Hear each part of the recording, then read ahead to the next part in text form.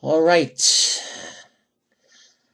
here we are. I hope this works. Hello, everybody. You can't see me, but I'm here.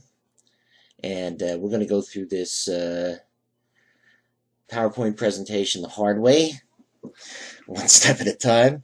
And by now, you should all have gotten both this presentation posted on Blackboard, plus what we're calling the Deconstruction Workbook, which I would like you to, if it's possible for you to print it out, I'd like you to print it out, but if not, have it open on a window in your computer so that we can look at it as we're going through this presentation.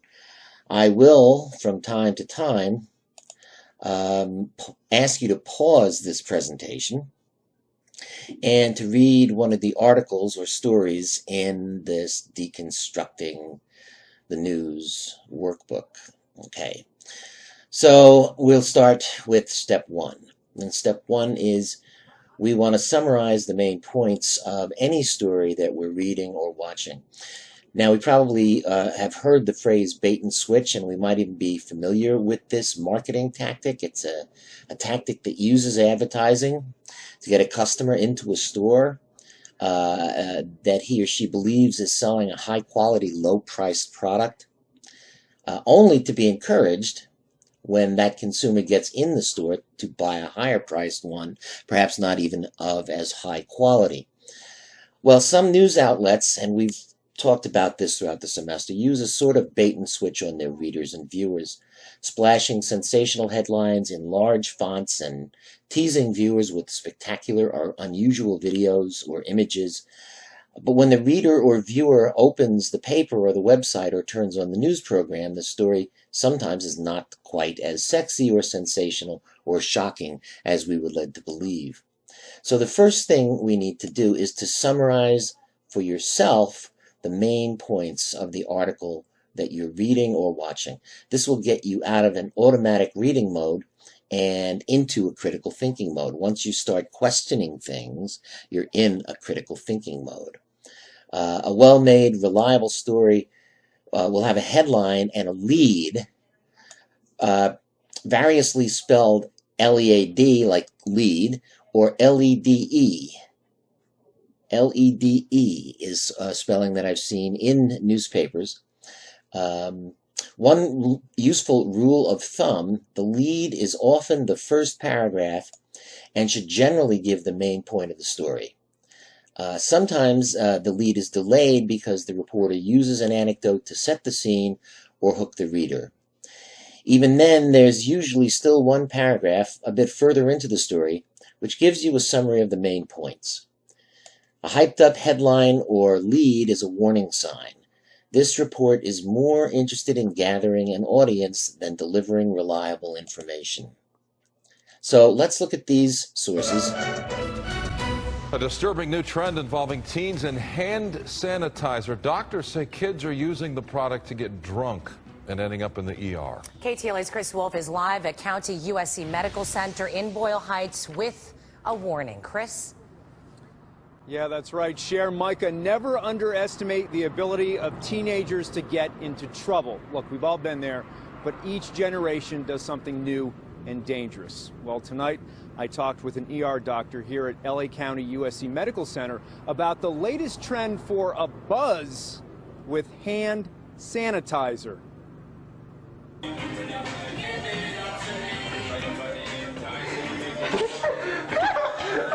They're not trying to get their throats clean. They're trying to get drunk off the alcohol in hand sanitizer.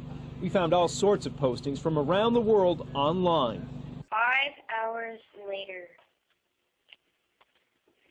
This is what happens to a drunken man when he drinks too much hand sanitizer. You know how much this had percent? 62% of alcohol. I think this is worse than beers for your kids. So watch your kids right now because they're drinking a lot of hand sanitizer. It's apparently one of the latest and more dangerous trends among young people. And yes, they're doing it here in Southern California. Dr. Billy Mallon works in the emergency room at LA County USC Medical Center. It doesn't sound appealing, but you have to remember kids don't have access to alcohol, so they're very creative. You may think it's harmless, even laughable, but it's not. Parents might want to be more alert and have some serious conversations with their kids. Instructions for getting into trouble are at their fingertips. They're looking at recipes online for how to remove the alcohol, and so they're probably getting pretty close to what is called grain alcohol strengths of alcohol. You're talking 100% alcohol is what they're going to be left with. Unbelievable, isn't it? Well, recently at least 6 teenagers showed up in emergency rooms in the San Fernando Valley. They had alcohol poisoning after drinking hand sanitizer. So be warned. For now, reporting live in Boyle Heights, I'm Chris Wolf, KTLA 5 News. It's really alarming to see the video that you found on YouTube, and I'm sure a lot of parents as well alarmed. What kind of advice are experts offering to parents right now that you can share? Cher, doctors want to remind people that even these small bottles of hand sanitizer contain very high concentrations of alcohol. They tell parents to try to buy the foam version of hand sanitizer instead of the gel because it's harder to extract alcohol from foam. And also they say, quite simply, parents just have to monitor the hand sanitizer around the house the same way they do their liquor. That's what it comes down to. All right, Chris Wolf reporting for us live in Boyle Heights. Thank you. Is there bait and switch? And how reliable are these sources? Was this as big a problem as the reporter seemed to try to indicate it is?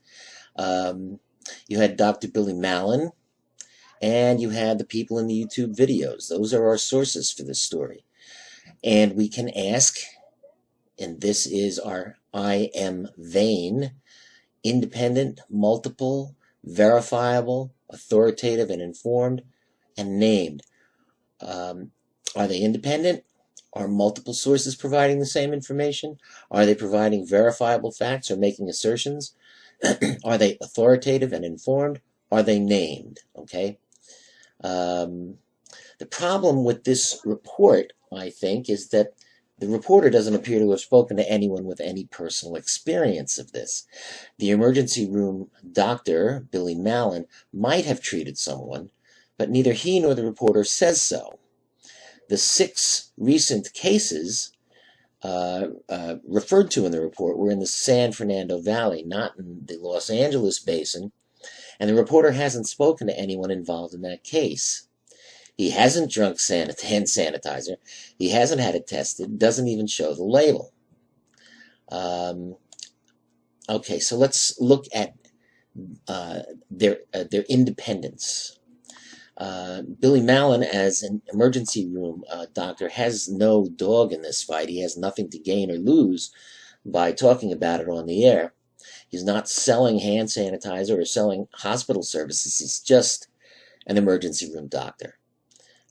The YouTubers, on the other hand, by definition, are trying to reach out and draw attention to themselves to as large an audience as they'd like.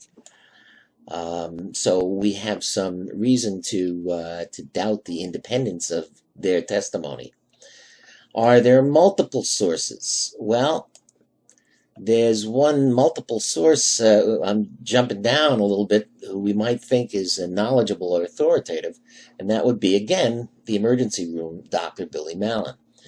He's the only real knowledgeable or named source in this. He seems to have done some reading, so a student might be forgiven for noting that. Late in the story, the reporter says experts say something about this problem, but he never names any. We can look at the people in the young people in the YouTube videos as being sources too. So there are multiple sources. Again, we don't necessarily consider the people in the YouTube videos as being very reliable sources. Are the assertions made by the reporter verified? Well, Mallon cites material he has read, but he doesn't identify it. And there's no way to verify what you see in the YouTube videos at all. Are these sources authoritative and informed? An emergency room doctor is exactly who you'd like to talk to in a case like this. They're most likely to see or have seen some idiot teenagers poisoning themselves with hand sanitizer, but we have no idea how much experience Malin has had in this area. And we have no way to know how informed the YouTubers are, but we can guess. Are the sources named? Well, Billy Malin is fully named and identified by expertise and affiliation with a particular hospital. So I think we can say he's a fairly reliable source, but not necessarily as knowledgeable as we would want him to be in specific cases of hand sanitizer alcohol poisoning. So we have to ask ourselves, how reliable is the information that was presented in this story in the first place? So going back to our metaphor of opening the freezer or looking for evidence, there's no direct evidence in this. The reporter doesn't appear to have spoken with anyone who had first-hand experience.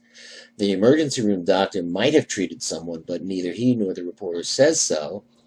And again, what can we conclude about the extent of the hand sanitizer problem? Is it a growing problem? Is it a crisis?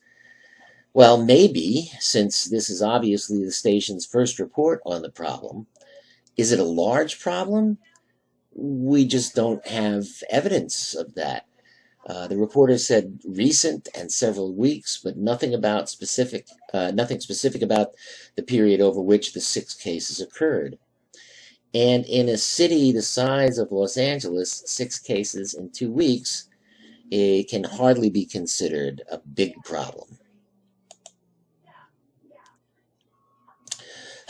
So we go through this 7-step process, the third step of which is using this I am vein to evaluate the sources. And we'll go through this step by step. But I have to say, in any story that you read in a newspaper or read online or watch on a television program or watch in video form on the internet, you can't necessarily do all 7 steps of the deconstruction process on every story you read in your life. But when the topic really matters to you and you're getting ready to make a decision or take action, you'd better be sure you're working from reliable information. So here's how we do it. We look at each of these points. First is to summarize the main point of the story. Second is to assess the evidence supporting the main point of the story. Is it direct evidence? Is it indirect? How close does the reporter come to opening that metaphorical freezer and seeing the bodies? The third step, we make judgments about source credibility and reliability. Are the sources reliable? Are you reacting to them or analyzing what they have to say? 4, does the reporter make his or her work transparent? There's that magic word again. Are they being completely upfront with how they got the information, what they know, what still needs to be determined? How does the reporter know what is being reported? The 5th step is to make judgments about whether the reporter places the story in a context that makes it more meaningful to us. The 6th step is to ask ourselves if the key questions are answered. What is, who, what, when, where, why, and how? Are those questions answered? The 7th and final step is to make judgments about whether the story is balanced. But that's a double-edged sword, because should it always be balanced? Is balance called for? What about fair play? Is it fair to the evidence and to key stakeholders? And the whole point of this process is not to make you an insufferable smartass. It is to help you find reliable information to make a decision, to take action, to make a judgment about something, and to share responsibly the information that you receive with others. Okay, well, now this slide was obviously made before the spring break and before our online excursion into education. So I do want you to read it. I want you to read it through. We're going to do some exercises in it. Bring it. Well, you'll have it. It'll be on your computer. And think about it. Okay. Let's turn to page 1 in the workbook right now and look at a story that says Assaults Plague Campus. Now, this is one of those moments, as I mentioned at the beginning, where I'm going to stop for a second. I'm going to ask you to switch windows, to pause this video, and to read this story. So why don't we do that right now? We'll pause. Okay, the words intended to make you stop and read a story are the headline, the stuff in big letters, and the lead, a summary sentence that tells you what the story is about. Now, ask yourself, does this headline accurately summarize the story? I'll tell you what I think. I think it does not.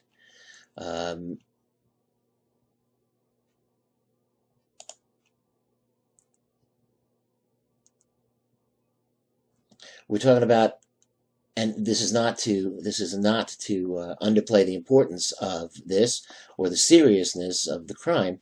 An email to entire university informing students, staff, and faculty of the recent sexual assault of 2 students. Now, what the story doesn't discuss is the size of the university.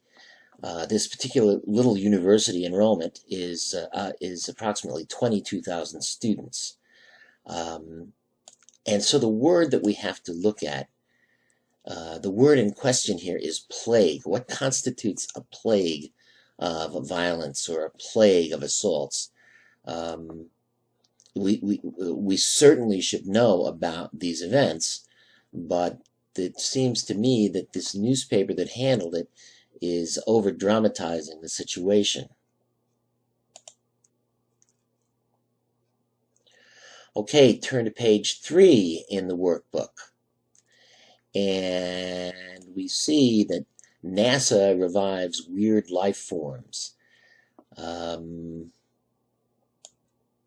this is a good moment right now to pause this presentation and we'll come back afterwards and after you read this story.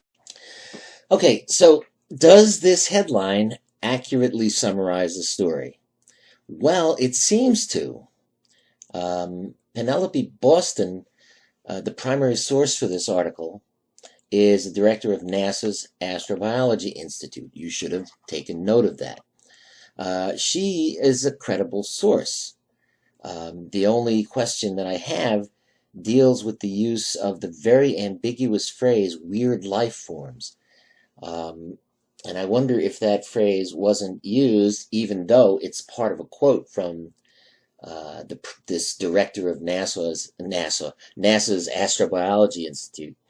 If that quote wasn't chosen specifically for this kind of effect, science fiction-y thing.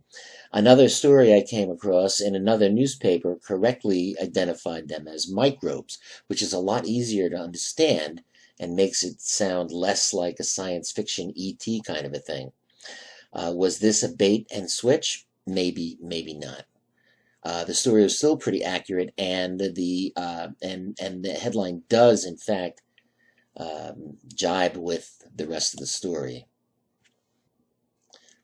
Okay, step 2 is to assess the quality of the evidence. Is the evidence direct or is it indirect? In the earlier lecture on truth and verification, we talked about the importance of judging the quality of evidence for ourselves. Is it direct evidence or is it indirect evidence? Is it statements of fact or is it somebody's inference? When it comes to really serious reports that affect our freedom, the outcome of an election, the future of a business, the health of the economy, you want to pay attention to the evidence a journalist has collected. Does that evidence support the conclusions that are suggested in the story? Okay, here's our next story we're going to take a look at, and that is in the workbook on page 4. It's called An Agent, a Green Card, and a Demand for Sex. And I'll ask you to read that now, and we'll pause this and come back when you're finished.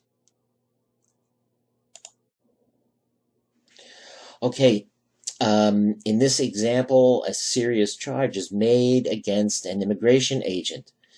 And here's what we want to think about. What is the evidence that supports this? What kind of evidence is it? Did the reporter open the freezer? Did he get his or her hands on information and see for himself or herself? Okay. Now we got a couple of things. We've got a 16-minute recording, which the particular woman, the victim in this, first took to the New York Times and then to the Queens District Attorney. And there's also, this is confirmed in congressional testimony by a named official, Michael Maxwell, former director of the agency's internal investigations. And there's statistics. Complaints back up point about 3,000 pending misconduct complaints. So this is pretty solid evidence.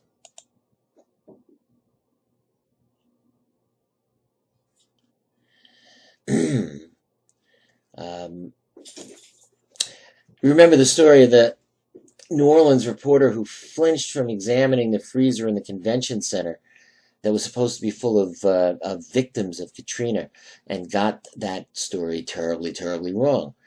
This course asks the question, how close does the reporter come to opening the freezer, to getting his or her hands dirty in the actual evidence? Evidence is information. We know about information. Not all information is equal. It's information that supports or rebuts an assertion. An inference is a form of information too. It's an assertion that suggests a conclusion or a relationship between two things. To be sound, the assumptions must be accurate and the connections must be carefully made. Otherwise, you're on thin ice. Because two things are correlated does not mean that one might cause the other. This is a common logical fallacy in its Latin name called post hoc ergo propter hoc fallacy.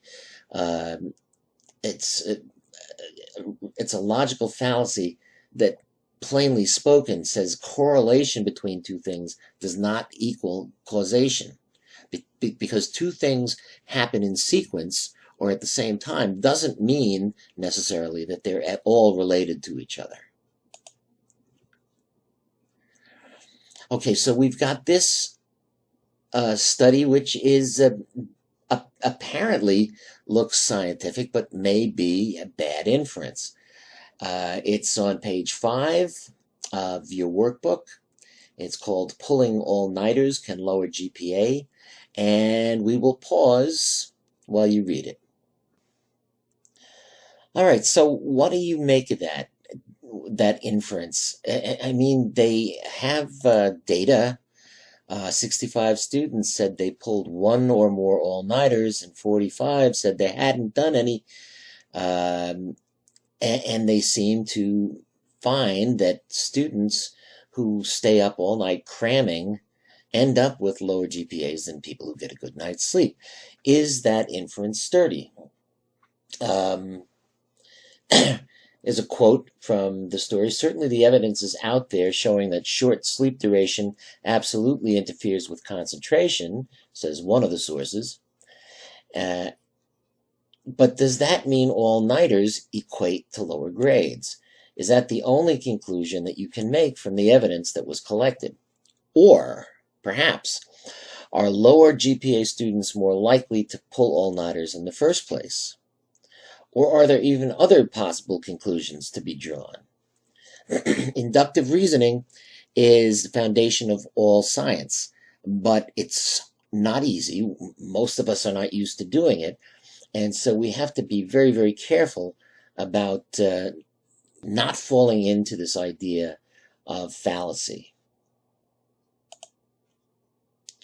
Okay, so step 3. Evaluate the sources using our I am vain model. Because most news stories rely on interviews, some person is the source for most news stories, whether they're in print or they're on video or they're in television. We need to know how to evaluate the reliability of the source. I want to emphasize once again a key point. When we're talking about evaluating sources, we're not looking at the news outlet. Okay? We're not evaluating the sources does not mean we're saying, oh, I read it in the New York Times, so it must be true, or I saw it on Fox, so it probably is right-wing propaganda. Whatever story the Times or Fox News is reporting, what we're concerned with right now is where or from whom did they get that information? The person or thing that gives information to a news outlet is the source. And that's what we're concerned with in applying I am vain. Now, there's another point that I need to emphasize as well. In previous semesters, some students have mistakenly applied an all or nothing standard. In other words, if a source failed on one of these I am vain points, the students considered them unreliable sources, and that's not the case. It's rarely that clear, which is why we have these 5 points in the first place. Remember how important the word better is. It's not an absolute thing. It's relative. If someone is an eyewitness, well, you would think that they're a reliable source of information, and the odds are good that that's the case. But they're also probably a participant in whatever event that they're giving testimony on. And that doesn't mean they're unreliable, but it does mean you should see what other sources of information are out there that will either corroborate that testimony or will call it into question. If someone's authoritative about a company, which is a good thing, we like authoritative sources of information, it's very possible that they're an employee or an investor or even a competitor, and therefore they may be speaking in their own self-interest. But if the information they provide is verifiable, then they still may be a reliable source. The point is, this is not easy, but you're all intelligent enough to take this into account and to make nuanced judgments about reliability. And so here are our 5 steps. I am vain. Independent versus what? Self-interested. Are there multiple sources? In other words, is it corroborated? Or is it just a sole source? Is this verifiable? Is an assertion that a source makes verifiable, factual? Is there, more evidence to back up the assertion? Or is it merely an assertion, an opinion? Is the source authoritative and informed versus uninformed? And finally, is the source named or is the source anonymous? In past semesters, students have memorized these 5 characteristics with the mnemonic I am vain, and that's why I keep using it. These are straightforward ideas, and let's see what happens when we apply them in our deconstruction process. Now, on page 16 of this workbook, and you'll have a chance to pause this presentation and take a look at it in a few minutes, you'll see this checklist, though. We'll just talk about it on the screen right now. On each of the 5 criteria for assessing the reliability of a source, there are 3 boxes. On the first criterion of independence, for example, there are 3 boxes between independent and not independent. Or on our screen it says self-interest right now. You check the first box, the one on the left, if you believe the source is independent. The third box on the right, if you think that the source is not independent, or is acting in self-interest, or is putting the interests of a company or employer first. And then you check the second box, the one in the middle, if the question is irrelevant or if you don't have enough information to make the assessment of independence. Then explain why you made the assessment that you did. And you do that for each of the criteria: independence, multiple sources, verifiable sources, authoritative or informed sources, and named sources. So let's go back to page 8 in the workbook and read this story. Barely 2 R's are taught at school that led tribe to sue the U.S.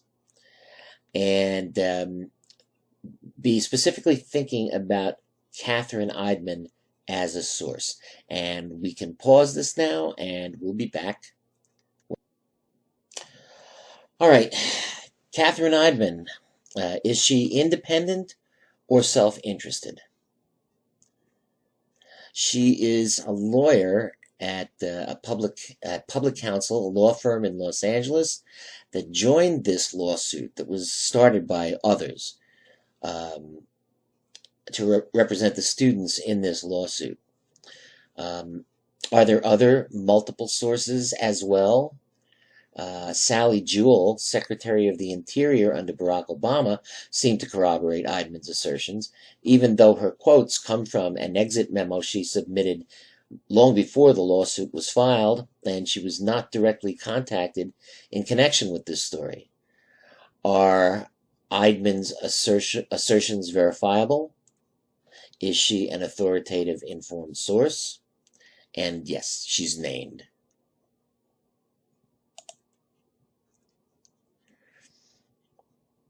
And of course, there are those moments where we have a source who's unnamed.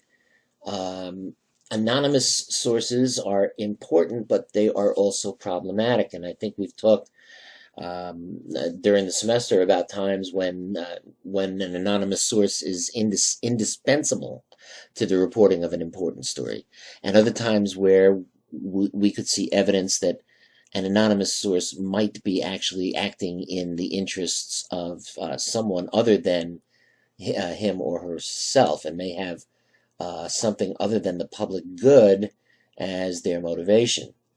Okay, so we ask these questions. Is there an adequate explanation why the source must remain anonymous? In other words, are they afraid of something, of being fired or being prosecuted?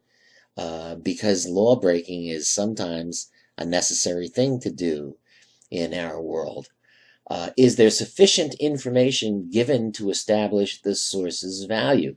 Can we at least identify the person as a co-worker or somebody who knows about a situation that's going on?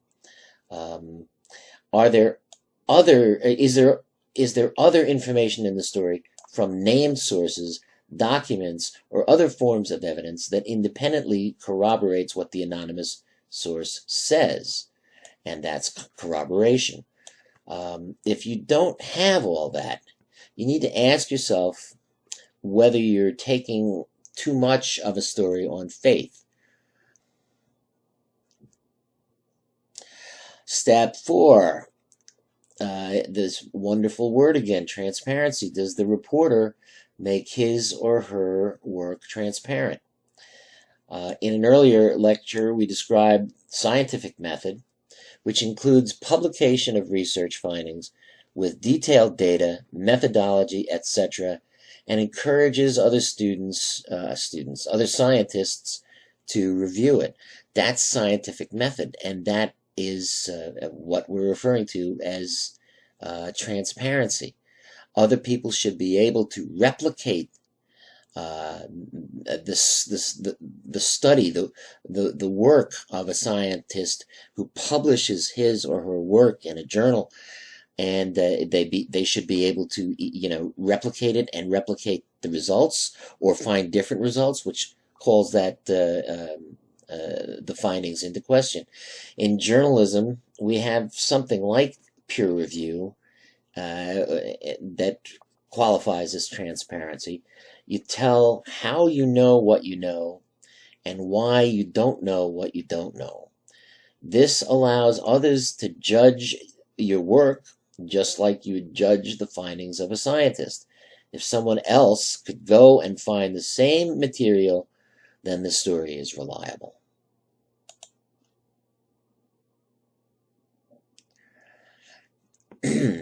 Transparency, a word that has a lot of different connotations depending on what you're talking about.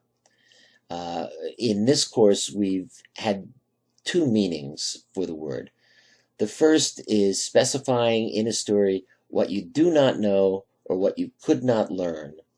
For example, we often read or hear in a news story, "It could not be learned whether such and such happened." He or she could not be reached for comment. And the second meaning is specifying how a reporter got the information.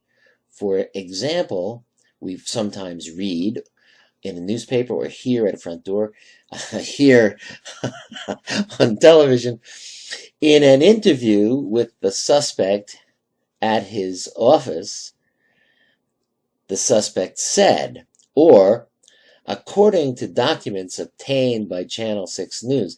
These are all forms of transparency. When reporters make clear what they know, how they know it, what they don't know, and why they don't know it. Transparency is how it shows you what he or she doesn't know or can't say. In this case, the New York Times attempted to reach the principal of the school where students earn awful test scores and graduate at an alarmingly low rate, but he declined to comment.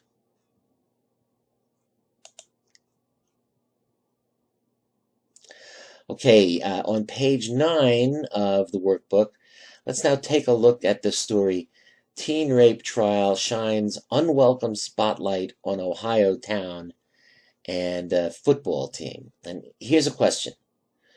Was the reporter transparent in her reporting?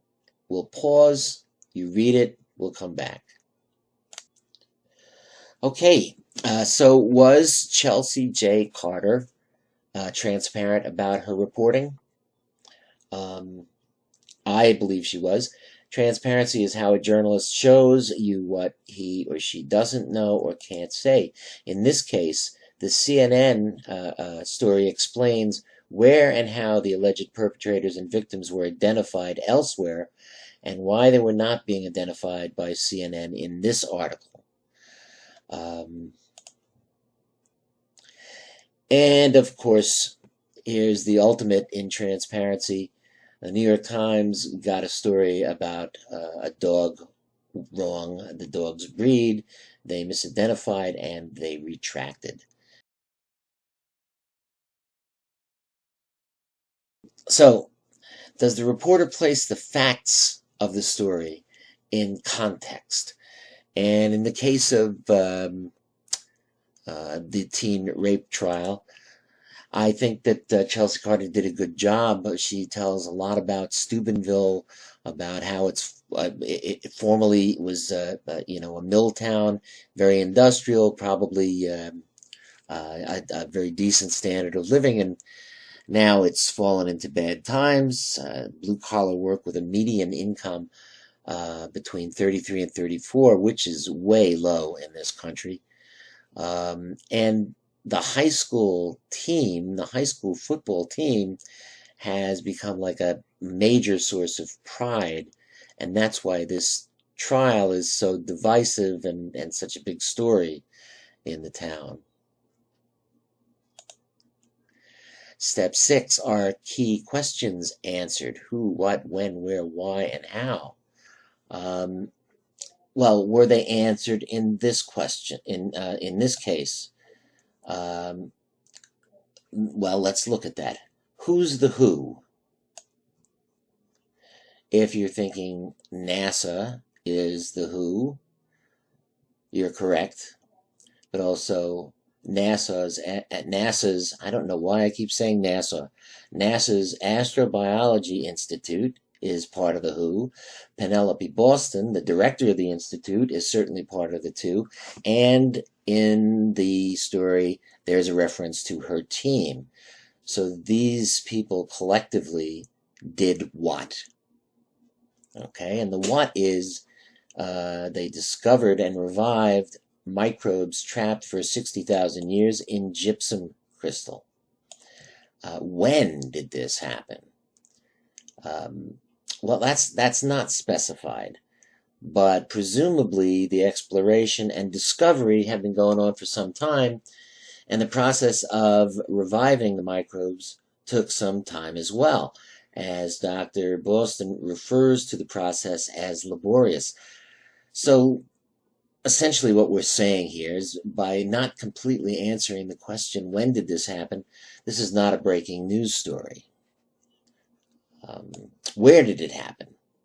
The crystals were found in a mine in Mexico, as reported in the story, but NASA's Astrobiology Institute, where presumably the reviving of the microbes took place, is located in Mountain View, California.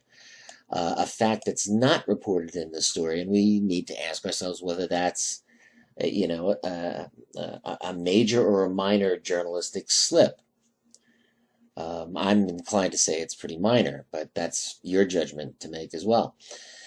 And why? Why did they do this? Well, science, of course, but the story mentions a couple of other more perhaps practical reasons for this research, including, and here I'm quoting from the story, the possibility that dangerous bugs could hitch a ride back to Earth when spacecrafts return from other planets. So I think we can assess this story in terms of step 6 as having pretty fully answered the important questions. Okay, that brings us to step 7. Is the story fair? Is balance called for? What about fair play and language? Okay, and this is a complicated question that we've covered in previous lectures. So today, let's just say that we need to be able to tell the difference between a story that should be balanced in its treatment of all parties or fair to the evidence. Balance, remember, is not always called for. And I have a kind of we've got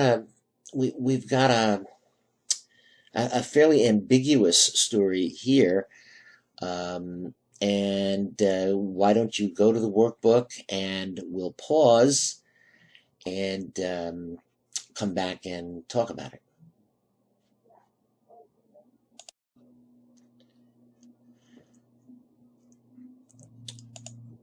All right. Well, I think this story is pretty balanced. It gave this teacher an opportunity to respond, although she didn't respond directly to the New York Times, but gave a statement through the school, allowing her to explain herself a little bit. Balance when the truth isn't known, or there's a real lack of consensus. That's a reasonable thing. Fair when the evidence is overwhelming, regardless of those who wish it were not so. But is there anything missing from this story that would put this question of fairness and balance into a different light? And that's something we need to consider. It turns out that there was video recorded of this incident that we didn't read. And once again, the introduction of new technologies into our news environment makes some questions, like this question of fairness and balance, harder to answer. Does a video of the incident this story describes change your feelings about the fairness of the printed report?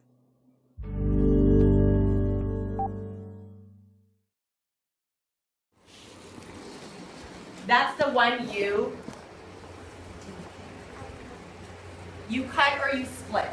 So count it again, making sure you're counting correctly.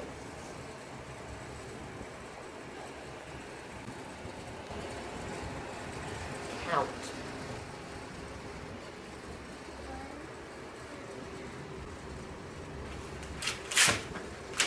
Go to the calm down chair and sit. There's nothing that infuriates me more than when you don't do what's on your paper. Somebody come up and show me how she should have counted to get her answer that was 1 and a split. Show my friends and teach them. 1 and a split. Thank you. Do not go back to your seat and show me one thing and then don't do it here. You're confusing everybody. Very upset and very disappointed. This is a difficult thing. Once you watch the video, it's hard to think about the story in exactly the same way as when we read about it. In the story, you read something about a teacher's anger and even tiptoeing around the idea of like verbally abusive behavior. But when you see it, it seems so much worse. And, it throws this question of fairness and balance upside down, I think. And that's one of the things that a presentational medium like television or video will do that a propositionally structured medium like print doesn't do for us. Okay, and that gets us to this, the question of deconstructing video. How do we deconstruct video? It's more difficult.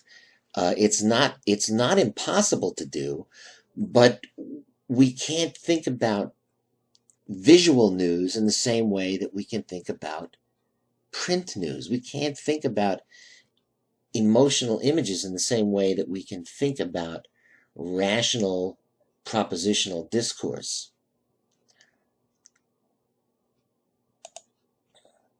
We got to point out some advantages to television news or news on video.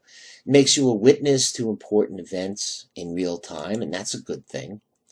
It can be a powerful tool for verification. We see what's going on in front of us through the screen. It makes news feel more personal and relatable. And it creates sometimes a national, a global experience. Think of the moon landing, the Boston Marathon bombing, the Newtown shooting, the 60 years ago, the Civil Rights Movement, or today, the Black Lives Matter movement. To see these things, to see the faces of the people, to see their actions, personalizes things and moves things beyond space and time. There are disadvantages of video news as well, though, and we really should pay attention to that. Is that, well, we don't have short attention spans, but the television form more or less forces us into a situation where the shorter things are, the better it is for us to pay attention to them. So brevity rules and context are often sacrificed in television news. Powerful personalities and emotions distract viewers from facts. Important stories without good video get little or no airtime.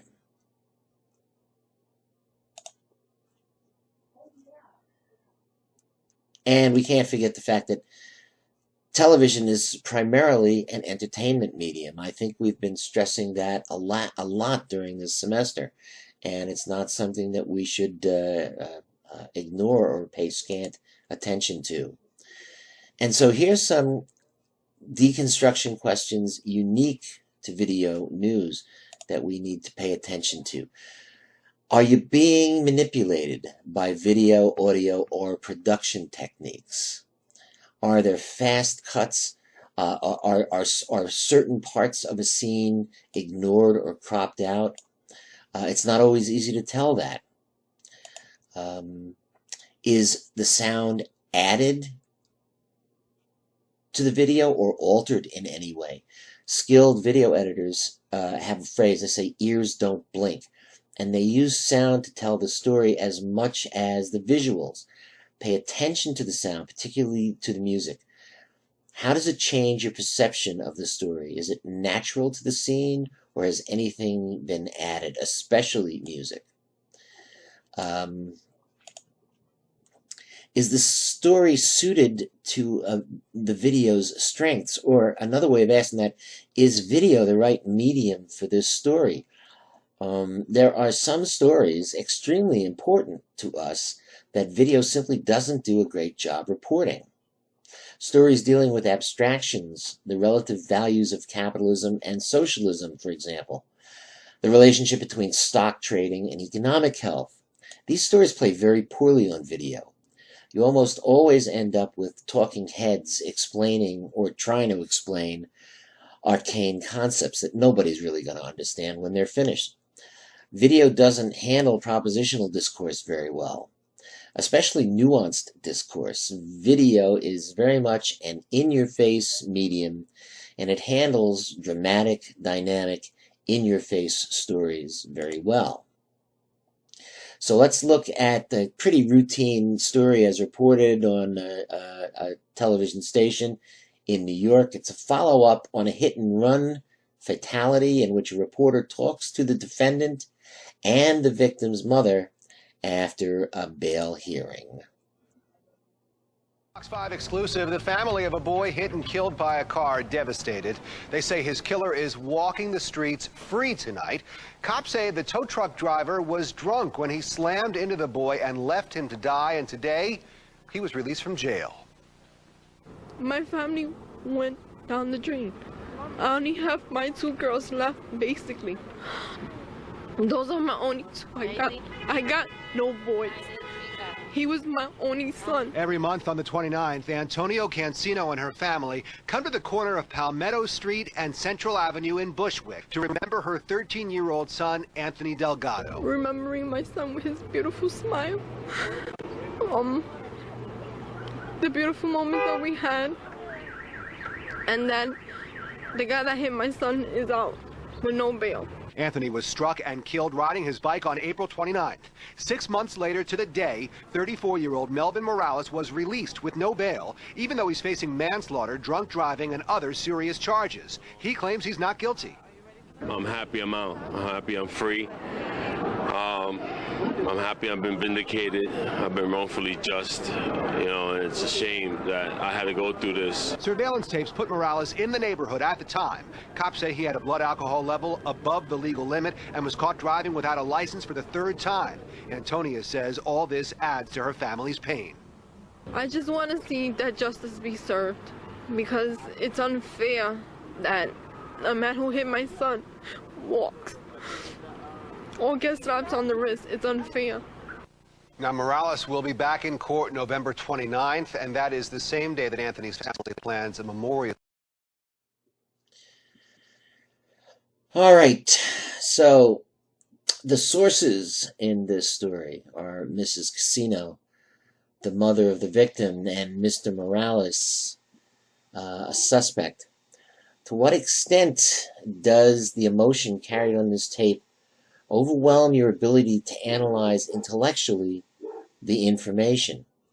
What is asserted? How would you describe these two sources, first of all? It's hard to feel much sympathy for the suspect in this case, and hard not to feel sympathy for the mother. what role do these powerful emotions play in our viewing of this story? Are we inclined to believe that this suspect is in fact guilty before before any determination has been made? So what's being asserted? What is verified? Is this report fair and balanced? Students should notice he's only released on bail, not exonerated as he claims. Both Morales and Casino understand a bail hearing, and reporter doesn't fix that with context. Whose fault is it that we miss the important context and nuance? This is bail only, not guilt or innocence.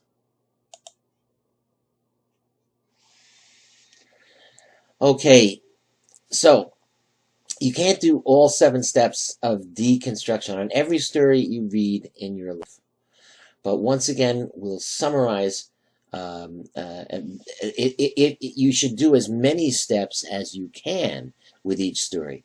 And we'll summarize what those steps are once again, summarize the main point, assess the quality of the evidence. Is the evidence direct or indirect? Evaluate the sources. And again, the sources are not the news outlets, but the people or documents that provide information to the news outlets. So evaluate the sources using I am vain.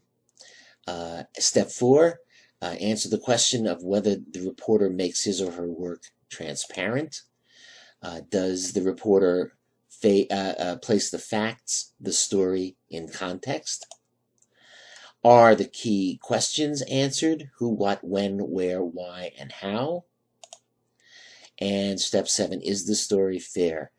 Is balance called for? What about fair play and language?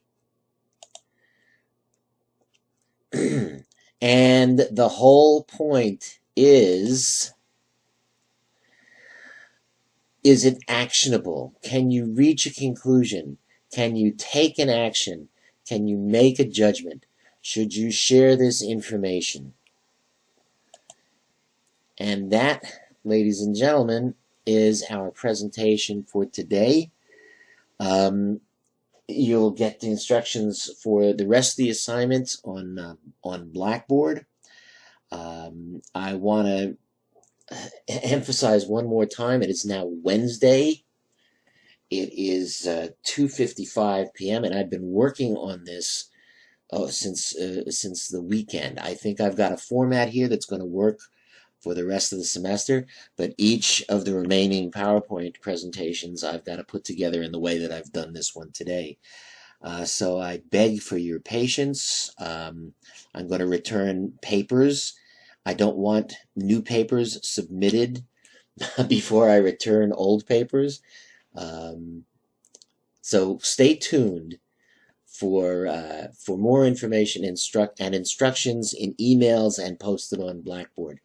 And until then, stay safe, stay well, wash your hands, and we'll talk soon.